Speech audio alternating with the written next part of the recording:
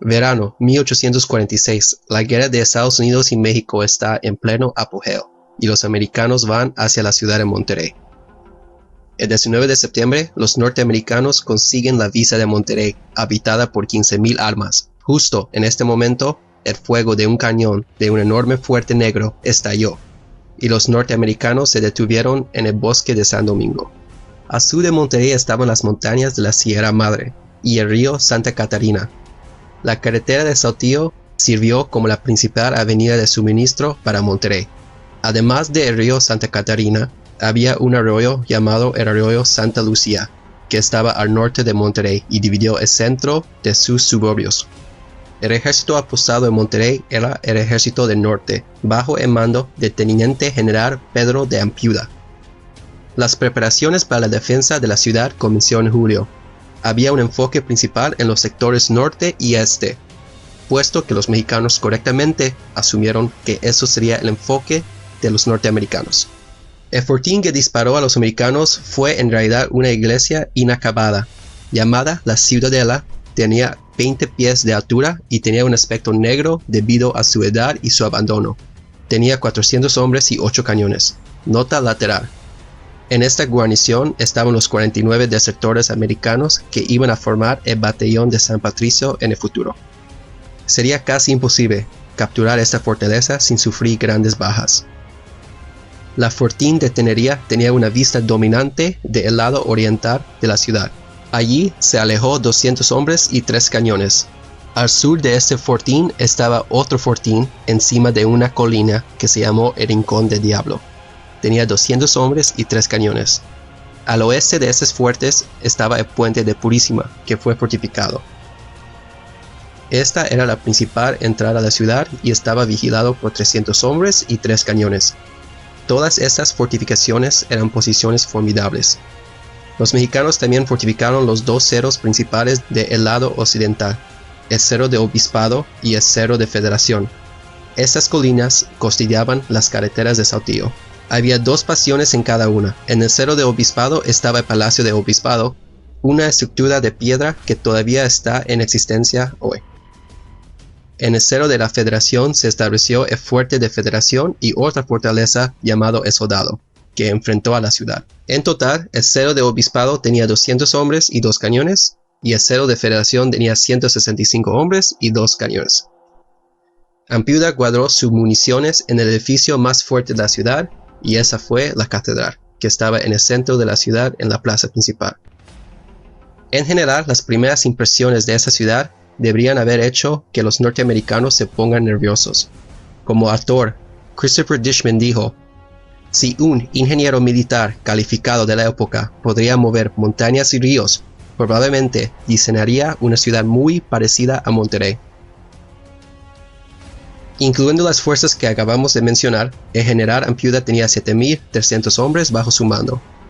2,000 de ellos fueron auxiliares de Monterrey y tenía más o menos 40 cañones. En el campamento de los norteamericanos estaba Zachary Taylor. Su ejército estaba compuesto de 6,250 hombres, 2,000 de ellos fueron voluntarios. Él organizó su ejército en 3 divisiones, 2 regulares y 1 compuesto enteramente de voluntarios. Había un grupo de tejanos llamados los Texas Rangers y ellos estaban con la segunda división. El 19 de septiembre, un consejo de guerra decidió un plan de acción. Aunque las defensas de las ciudades eran formidables, vieron una debilidad. Las tropas estaban tan extendidas, principalmente en la ciudad, que las colinas occidentales eran ligeramente defendidas. Y aunque las defensas del norte eran poderosas y lo suficientemente cerca unas de otras para apoyarse mutuamente, las defensas occidentales estaban lejos de la ciudad y de ellos mismos, que en esencia estaban prácticamente aisladas. Taylor podría cargarse de esas colinas una por una, y ese fue el error más grande de Ampudia. Esas colinas, una vez tomadas, dominarían la carretera de Saltillo, su principal línea de suministro. Los alimentos, los suministros y los refuerzos adicionales cesarían una vez tomadas. Y los americanos podrían simplemente hacer que los mexicanos se rinden por hambre. Ampudia debería haber concentrado más en este sector. La protección de las líneas de suministro son claves en las batallas. Y así se estableció el plan. Taylor decidió enviar el 2ª división de Worth para este ataque de flanco. Mientras tanto, llevaría a cabo una finta en el sector noreste, para que los mexicanos no se desplacen hacia el Cerro de Obispado. El 20 de septiembre, la división de Worth salió en una ruta circular para estar fuera del alcance de la ciudadela, y se estableció en un campamento de noche después de marchar unos 7 millas. Durante la noche, Taylor colocó su artillería más pesada para bombardear la ciudadela.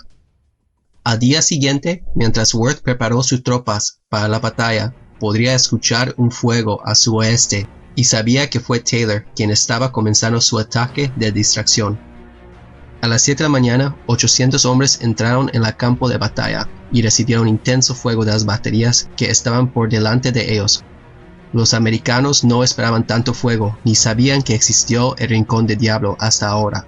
Comenzaron a tomar un daño considerable y avanzaron hacia los suburbios.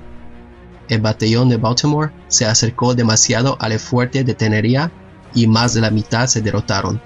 El fuerte de Tenería fue reforzado con 150 hombres.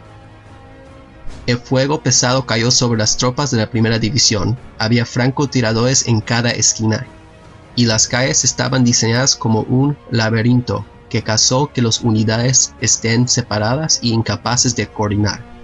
La batería de Prague fue adelantado para ayudar a la división. Sin embargo, su batería era ineficaz en las calles de Monterrey. Las tropas mexicanas estaban refugiadas detrás de sus defensas y Bragg solo podía traer un cañón al frente debido a las estrechas calles. Se apartó. Los estadounidenses pronto se dieron cuenta de que traer sus piezas de campo a la lucha callejera era inútil. La artillería no jugaría ningún papel importante en esta batalla. El puente de Purísima estaba frente a la tercera infantería y se intentó un ataque frontal a través del arroyo. Fueron detenidas por las fuertes defensas y cayeron con muchas bajas. Sin embargo, una compañía de 44 hombres pudo refugiarse en un edificio en la parte trasera de la tenería. Desde allí, acosaban a los defensores mexicanos de ese fuerte. Así que con la primera división en problemas, Taylor empezó a preocuparse y ahora envió a la tercera división para ayudarlos. Pero ¿ves lo que está pasando? Lo que originalmente se suponía que era un ataque de distracción, se ha convertido en un ataque de gran escala contra fuertes fortificaciones enemigas. Antes que la tercera división pudiera formarse en el campo, 3 compañías del cuarto regimiento intentaron atacar al fuerte de Tenería solamente, y fracasaron miserablemente, perdiendo un tercio de sus hombres. Ahora la tercera división aparece y comienza a ser bombardeado por todas partes. Los regimientos de Tennessee y Mississippi atacarían el fortín de Tenería, mientras que el regimiento de Ohio intentaría encontrar otra manera en la parte norteña de la ciudad. Los hombres de la Tenería estaban agotados y se estaban quedando sin municiones. Estaban llegando a su punto de ruptura. En ese momento, los voluntarios de Mississippi se acercaron y fueron los primeros a asaltar el fuerte. El regimiento de Tennessee siguió y el fortín de Tenería finalmente cayó. El regimiento de Ohio cruzó el arroyo y avanzó, pero con fuego de moscote aparentemente de todas partes y con confusión entre sus filas se retiraron. El foco ahora fue el Rincón del Diablo. Fue atacado por 2 lados, por el regimiento de Ohio y por los recién vencedores de la Tenería. Los remanentes de la primera división aparecieron otra vez para ayudar en el ataque. La primera división intentó de cruzar el puente de Purísima una vez más. Justo entonces, los mexicanos fueron reforzados por la batallón de Aguascalientes. Desafortunadamente, para los estadounidenses, la línea de Purísima, Rincón del Diablo, se mantuvo fuerte, y se fueron obligados a retirarse, otra vez.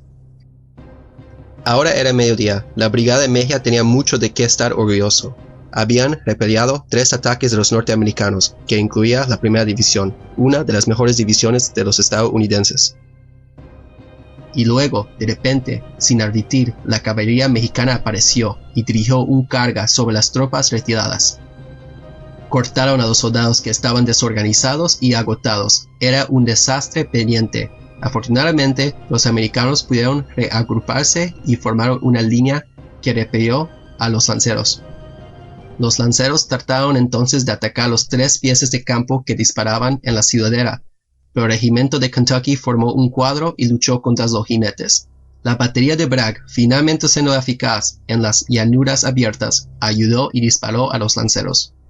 Esto no era Taylor en su mejor momento. Él ejecutó su ataque mal, y él había subestimado el deseo de luchar de los mexicanos. Esta finta le costó 394 bajas, alrededor de 14% de la fuerza atacando. En retrospectiva, hubo un beneficio. Mantuvo la atención de Ampudia en ese sector y prácticamente ignoró todo lo que estaba ocurriendo al oeste. Mientras Taylor atacaba, Worth avanzó hacia la colina de Obispado. Delante de él estaba 1500 infantería y caballería. Al sentir que un ataque iba a venir, los estadounidenses formaron una línea de batalla. De repente, la caballería hizo una carga. Una compañía de Texas Rangers galopó hacia el enemigo para romper su carga. Ellos fueron superados de 10-1, pero los mexicanos tenían largas y pesadas lanzas que no lo hicieron bien en combate cercano, especialmente porque los Texas Rangers estaban armados con revólveres de 5 balas.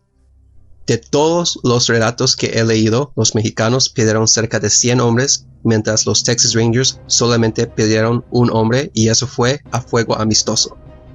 Esto es lo que sucede cuando se carga a una línea de batalla sólida con artillería. Fue una victoria completa para los norteamericanos. El resto de los mexicanos se retiraron. Worth tomó la Federación primero porque fue menos defendida. Envió a 3 grupos para atacar la colina, unos 300 hombres. Los hombres escalaron las laderas casi perpendiculares, cubiertas de rocas y arbustos. Llegaron a la cima de la colina de 400 pies. Por la tarde, la colina de la Federación cayó a los americanos. Una lluvia puso a fin la lucha por el día.